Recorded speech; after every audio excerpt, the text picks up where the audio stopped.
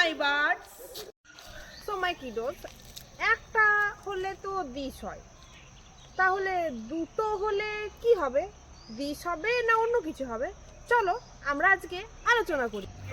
দুটো হলে kids this নয়, দুটো বা তার বেশি হলে দিস হয়। চলো আমরা এক্সাম্পলস দেখে নিই। তাহলে ফ্রেন্ডস, এইটাকে কি বলবো? These leaves. These are paper blocks. These are flowers. These are leaves. These are dolls. These are railing birds. These are strawberries.